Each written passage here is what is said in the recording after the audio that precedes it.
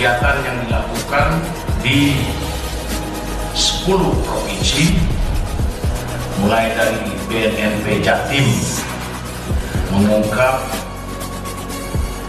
sebanyak 2,337 gram, kemudian BNNP Sumut dan barang bukti juga sebesar 2,053, jadi 2 kilo lebih.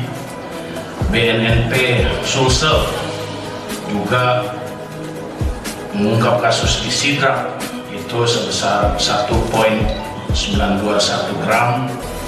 Kemudian BNNP Kalsel juga melakukan operasi dengan melakukan penangkapan terhadap paket sabu.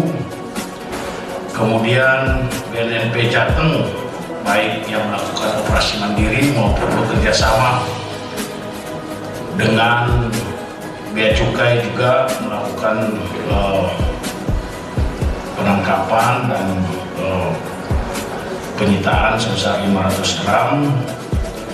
Kemudian BNNP Sulawesi Tengah, yang kalau minggu yang sebelumnya melakukan operasi juga, mereka juga melakukan operasi dengan menangkap ada tersangka, dan di antara tersangka itu 4, ada 1 PNS dengan 7 paket sabu. Kemudian BNNP Papua mengungkap kasus juga di Pantai Engros pada tanggal 23 Januari. Kemudian BNNP Banten juga jaringan Aceh Banten dari menyita 8 bungkus dengan berat total sekitar 1 kilo. Kemudian BNNP Sulbar mengungkap juga di Kabupaten Majene dengan barang bukti sabu dan 2 tersangka.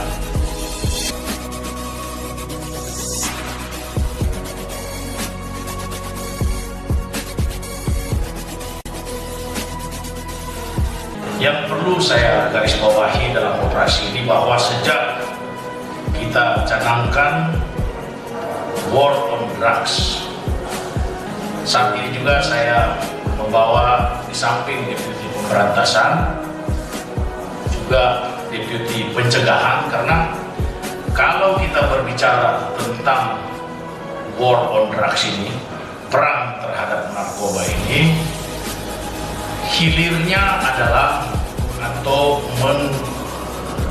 mengeliminir daripada demand-nya adalah dengan memutus supply-nya.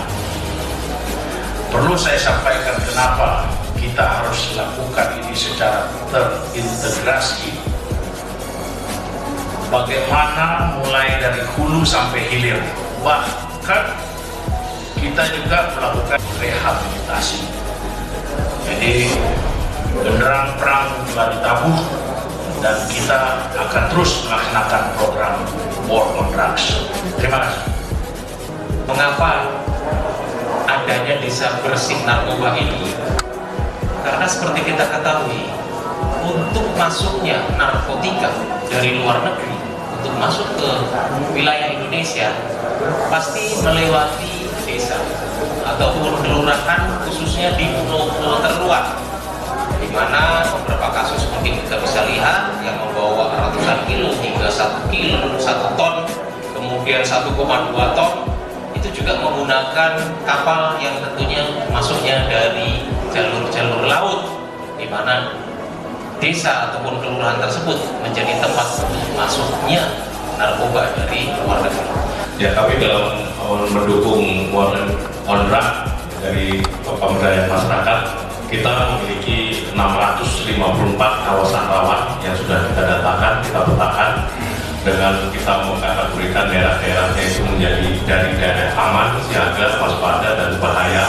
Nah, yang bahaya ini ada 654.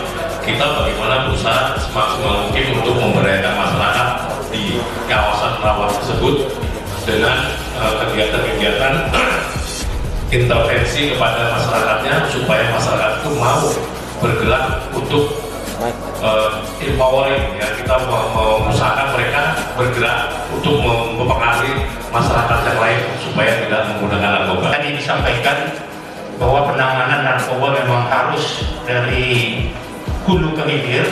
Kalau tadi disampaikan oleh Deputi Pencegahan dan Deputi Pemberdayaan Masyarakat, bagaimana kita harus menangani di hulunya, terutama untuk melakukan langkah-langkah supaya masyarakat kita tidak lagi menggunakan.